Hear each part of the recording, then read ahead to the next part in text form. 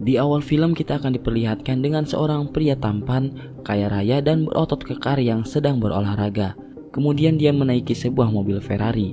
Laki-laki itu pun berbicara bahwa dirinya bukanlah orang kaya atau anak konglomerat, tapi ia bisa menaiki mobil Ferrari. Kata laki-laki itu, karena aku adalah seorang gigolo.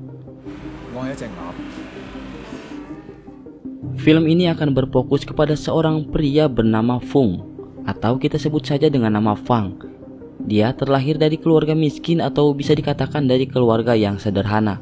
Lalu tak lama datanglah ibunya yang membantunya untuk mengurus daging bebek yang sedang dicincang oleh Fang. Ya, Fang dan ibunya adalah penjual daging bebek. Lalu si Fang ini meminta uang kepada ibunya untuk membayar uang les. Namun karena ibunya tidak punya uang dan ayahnya pun tidak tahu entah di mana rimbanya, ibunya pun kemudian menyuruh Fang untuk meminjam uang kepada sepupunya saja. Singkat cerita, si Fang pun mengunjungi sepupunya yang bernama Hang. Diceritakan bahwa si Hang ini mempunyai sebuah bar atau semacam diskotik gitu. Lalu, si Fang pun kemudian diberi pinjaman oleh Hang. Setelah itu, Hang pun kemudian menyuruh Fang untuk bekerja saja di barnya daripada meneruskan sekolah dan menyusahkan ibunya. Tapi, si Fang ini menolaknya dan mengatakan bahwa ia tetap ingin sekolah saja. Beberapa saat kemudian datanglah temannya si Hang yang bernama Michelle. Ia pun menggoda-goda si Fang, tapi karena si Fang ini niatnya cuma minjam duit doang, dia pun akhirnya hanya diam saja saat diajak oleh si Michelle. Lalu kemudian datanglah dua orang lagi, yang cewek bernama Yoyo dan yang cowok bernama Chris. Jadi ceritanya si Yoyo ini sedang memakai jasa si Chris untuk melakukan seperti itulah. Si Chris ini adalah seorang gigolo yang memang cukup dikenal juga di kalangan dunia malam. Lalu saat si Michelle meraba-raba si Fang, Fang pun kemudian memutuskan untuk pergi karena merasa risih dan tak nyaman di tempat itu. Keesokan harinya terlihat Fang sedang bermain basket bersama beberapa orang. Fang juga ternyata memiliki pacar yang cantik bernama Jolie. Si Fang pun tebar-tebar pesona di hadapan Jolie saat bermain basket. Tak lama datanglah seorang siswa bernama Peter bersama teman-temannya dan menawari Jolie untuk main ke pesta berdua bersama Peter. Di sini ceritanya si Peter ini adalah berandalan sekolah gitu ya. Jolie pun menolak ajakan Peter dan memilih untuk main ke rumah si Fang aja. Mendengar hal itu, Peter pun sangat kesal dan berencana untuk membalaskan dendamnya kepada si Fang. Lalu saat jam istirahat, temannya si Fang ini menemukan narkoba yang ada di dalam lokernya si Fang. Tak lama kemudian, ada guru yang sedang melakukan razia loker karena dikabarkan ada salah satu murid yang membawa narkoba ke sekolahan. Saat guru itu mengecek loker, nampaknya di lokernya si Fang gak ditemukan apa-apa. Si Peter pun terlihat bingung karena benda haram yang ia simpan tiba-tiba menghilang di lokernya si Fang. Saat pulang sekolah, Fang pun kemudian pacaran sama si Jolie di rumahnya. Fang pun kemudian mengajak Jolie untuk menonton film percocok tanaman di kamarnya. Tapi semakin lama menonton, suasana pun semakin panas yang membuat mereka ingin melakukannya juga. Tapi saat si Fang akan memasukkan burungnya, tiba-tiba ibunya datang dan membuat mereka kaget. Nah, di sini nih anehnya ibunya si Fang tidak marah-marah sama mereka berdua. Malahan ibunya ini bilang kalau mereka mau gituan mendingan pakai pengaman aja, karena kasihan ke si ceweknya kalau terjadi sesuatu nantinya. Malamnya si Fang pun menemui bapaknya. Ia bercerita mengenai kejadian yang terjadi waktu siang, yang dimana saat dia mau memasukkan burungnya ke apem pacarnya ternyata sangat sulit akibat kegedean. Kata si bapak, burung si Fang ini memang sudah warisan dari keluarga bapaknya dari dulu. Ukurannya memang udah kayak gitu semuanya. Kata si bapak juga, kalau mau main kayak gitu seharusnya Fang ini pemanasan lidah dulu. Contohnya seperti ini.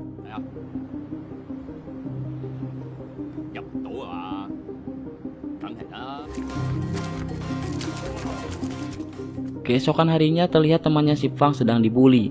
Lalu Fang pun datang dan menolong temannya itu dan meribut dengan si Peter. Tak lama kemudian guru pun datang dan melerai mereka. Saat pulang sekolah, Fang pun kemudian bercerita kepada temannya bahwa dia kini sudah dikeluarkan dari sekolah gara-gara kejadian tadi. Saat sedang bercerita, kemudian mereka menemukan seorang gadis cantik yang memperbaiki mobilnya di tengah-tengah hujan deras. Si Fang pun kemudian membantu gadis itu dan setelah selesai, gadis cantik itu pun memberikan uang sebagai imbalan telah membantunya. Tapi karena si Fang ini baik hati, dia pun kemudian menolak pemberian itu. Fang kemudian menelepon ibunya untuk memberi kabar bahwa dia dikeluarkan dari sekolah. Mendengar hal itu, ibunya pun sangat kaget dan langsung jatuh sakit. Singkat cerita, si Fang pun kemudian bekerja di barnya si Hang sebagai tukang bersih-bersih. Lalu si Yoyo pun kemudian menggodanya dan menawarkan bayaran $10 jika Fang mau main dengannya. Fang pun akhirnya menerima ajakan itu, tapi sayangnya si Yoyo mengajak Fang ke depan teman-temannya. Lalu si Yoyo pun membuka celana si Fang, tapi alangkah kagetnya si Yoyo ketika melihat bulunya si Fang ternyata gede banget guys. Si Yoyo pun semakin bersemangat untuk melakukan pengencerotan bersama si Fang. Dia pun melakukan pemanasan dulu sebelum bermain, tapi ternyata si Fang yang masih culut ini malah keluar duluan dan menjadi bahan tertawaan teman-temannya si Yoyo. Fang pun langsung pergi karena malu kepada mereka. Dia pun kemudian berdiam diri di pojokan sambil menikmati rokok Magnum dulu. Di sana dia bertemu dengan si Chris. Chris pun mengatakan bahwa itu adalah hal yang wajar buat pemula seperti si Fang. Chris pun kemudian menawarkan agar Fang menjadi gigolo aja dan menemui kliennya si Chris yang belum sempat ia temui. Singkat cerita, ternyata kliennya si Chris ini adalah seorang wanita gendut dan mempunyai nafsu makan yang tinggi. Si Fang pun merasa ditipu oleh si Chris. Dan sialnya lagi, saat mereka sedang beradegan mesra, ternyata ada si Peter yang melihat mereka dan memfotonya. Peter pun kemudian menyebarkan foto itu kepada teman-temannya, termasuk juga si Jolie pacarnya si Fang. Tak butuh waktu lama, Jolie pun kemudian menelepon si Fang dan memutuskan hubungannya. Scene pun kemudian berganti di mana si Fang menemui bapaknya yang sedang ngamen. Dia memberitahu bapaknya bahwa ibunya saat ini sedang sakit. Dia juga dikeluarkan dari sekolah. Fang juga memberitahu bapaknya bahwa dia kini sudah menjadi gigolo. Tapi sikap bapaknya Fang ini malah biasa aja dan ngewajarin dengan keputusan Fang karena kondisi ekonomi yang sulit katanya. Lalu bapaknya menyuruh si Fang untuk pergi menemui temannya yang bernama Abson, seorang raja gigolo. Jadi ceritanya si bapaknya ini menyuruh Fang untuk belajar ke si Abson untuk menjadi seorang gigolo, sekaligus meminta tolong ke si Fang agar dia menagihkan hutangnya sebanyak 30 juta dari si Abson milik bapaknya tersebut. Malamnya saat si Fang sedang bekerja, dia pun bertemu dengan si Yoyo yang menjadi super judes kepada si Fang gara-gara pelayanannya yang tidak memuaskan kemarin. Lalu Yoyo pun kemudian menyuruh si Fang agar pergi saja ke tempat Michelle, karena kebetulan si Michelle ini juga lagi butuh jasa gigolo. Keesokan harinya dia pun pergi ke tempat Michelle dan di sana, aduh, si Fang ini malah dijadiin meja makan tanpa busana oleh Michelle dan teman-temannya. Mereka pun kemudian makan bersama dengan meja unik yaitu tubuhnya si Fang. Terus tak lama kemudian ada nenek-nenek juga yang pengen ikut makan bersama mereka. Tapi saat si nenek mengambil makanan, nampaknya dia salah ambil yang mana ternyata itu adalah sosisnya si Fang yang dicapit oleh si nenek. Ya jelas si Fang pun kesakitan dan teriak dong. Singkat cerita, Fang pun telah selesai memberikan pelayanannya kepada Michelle dan teman-temannya. Dan di perjalanan pulang terlihat bahwa si Fang ini lagi nangis.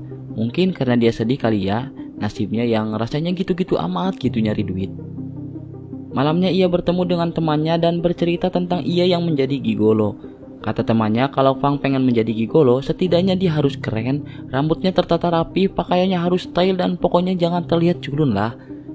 Lalu temannya ini merekomendasikan agar Fang pergi ke salonnya si Abson. Dan tanpa banyak mikir, akhirnya Fang pun kemudian pergi ke sana.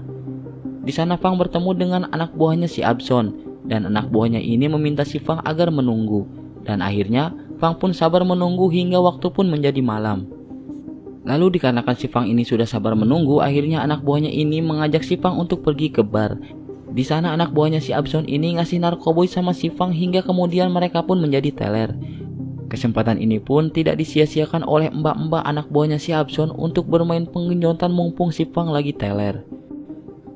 Kemudian setelah itu Fang pun akhirnya bisa bertemu dengan Abson.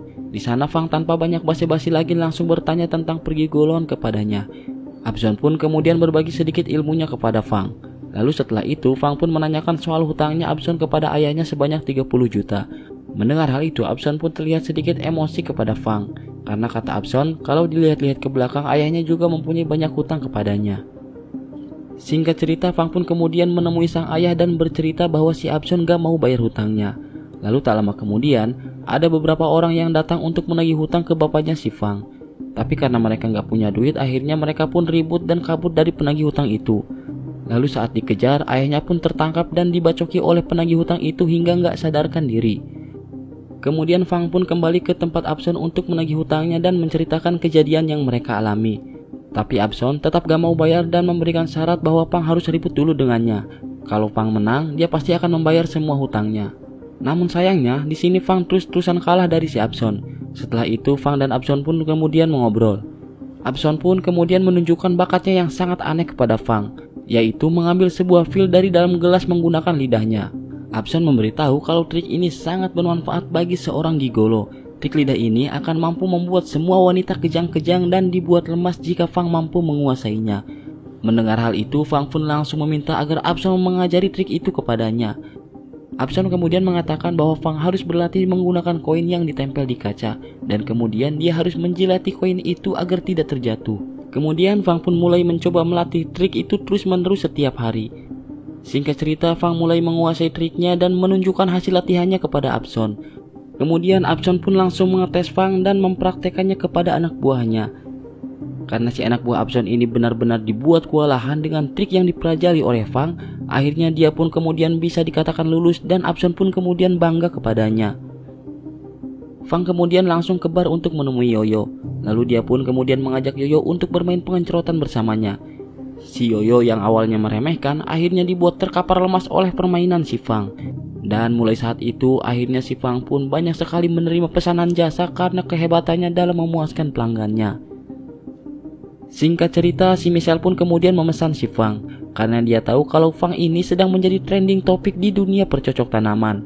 Dan saat bermain ternyata benar saja si Michelle ini dibuat terkapar lemas oleh si Fang dan dia pun sangat suka dengan kehebatan si Fang.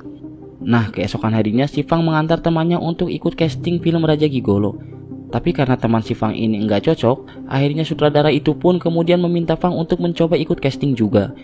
Dan ternyata si Fang ini terlihat lebih pas dan cocok untuk menjadi aktris film Raja Gigolo, dan kemudian dia pun akhirnya terpilih. Harus kalian ketahui juga nih ya bahwa sutradara ini bernama Chow Lee, dan dia adalah orang yang ditolong oleh si Fang untuk memasangkan ban mobilnya di awal film ini. Nah, mulai saat itu si Fang pun akhirnya sudah mulai berkegiatan di dunia perfilman dengan disutradari oleh si Chow Lee. Singkat cerita, si Chow Lee ini mengajak si Fang untuk pergi ke pesta temannya, dan dia diminta untuk berpura-pura menjadi pacarnya. Dan si Fang pun kemudian menyetujui ajakan si Chow Lee. Keesokan harinya mereka pun pergi ke pesta dan terlihat bermesra-mesraan layaknya sepasang kekasih. Namun tak disangka teman si Chow Lee yang mengundang untuk hadir ke pestanya itu adalah si Peter, atau teman sekelas si Fang waktu mereka masih SMA. Mereka pun kemudian minum-minum sambil mengobrol. Nah, semakin banyak minum, akhirnya mereka pun semakin teler.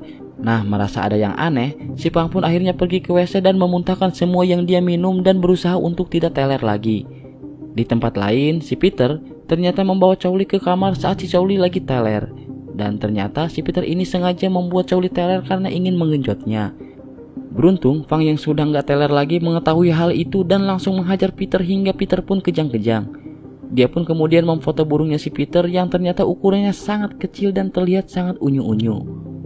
Nah, di jalan saat si Chow Lee sudah sadar, Fang pun kemudian menjelaskan kejadian yang terjadi di pesta itu.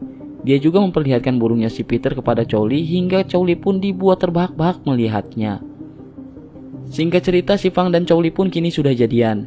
Chow Lee pun kemudian mengajak si Fang untuk main ke rumahnya dan untuk diperkenalkan kepada keluarganya. Setibanya di rumah, ia pun kemudian diperkenalkan dengan ayahnya yang bernama Pak Ben. Lalu tak lama kemudian datanglah ibunya Chow Lee yang ternyata si Michelle atau langganannya si Fang. Fang pun terlihat kaget, begitu juga si Michelle. Mereka pun berpura-pura tak saling kenal untuk menutupi rahasia besar mereka. Kemudian mereka pun makan malam bersama dan selanjutnya si Fang ini diajak jalan-jalan oleh Pak Ben untuk melihat-lihat koleksi benda tajamnya. Lalu tiba-tiba Fang ditodong oleh Pak Ben dan bilang kalau Fang jangan coba-coba menyakiti anak kesayangannya. Dan di sini menurut saya adalah scene paling absurd.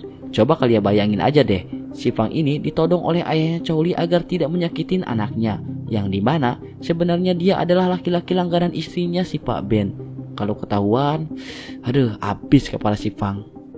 Di lain waktu Michelle menghubungi Fang untuk bertemu dengannya karena ingin membahas perihal ini. Fang mengatakan bahwa dia sudah memutuskan untuk jadi aktor aja dan tidak mau menjadi gigolo lagi. Tapi si Michelle ini tetap kekeh memaksa Fang untuk jangan berhenti menjadi langganannya. Karena sebenarnya si Michelle ini memesan si Fang bukan karena ingin melakukan hal itu aja, tapi karena dia juga sebenarnya mencintai Fang dan tidak rela jika dia pacaran dengan anaknya. Keesokan harinya, Fang menemui Chow Lee untuk jujur kalau sebenarnya dia adalah seorang gigolo beneran. Tapi karena si Chow Lee ini sudah benar-benar cinta, akhirnya dia pun menerima semua kekurangan si Fang dan tidak ingin berpisah dengannya. Di sisi lain, si Michelle sedang meratapi kesedihannya karena laki-laki pujaan hatinya ini malah jadian sama anaknya. Dia pun kemudian teler sambil menonton film adegannya bersama si Fang hingga ketiduran. Tak lama berselang, Pak Ben pun datang ke kamar Michelle dan melihat video di laptopnya yang memperlihatkan adegan istrinya dengan si Fang sedang melakukan itu. Hal itu pun kemudian membuat Pak Ben marah besar kepada Fang dan langsung memberitahu anak buahnya untuk menangkap si Fang.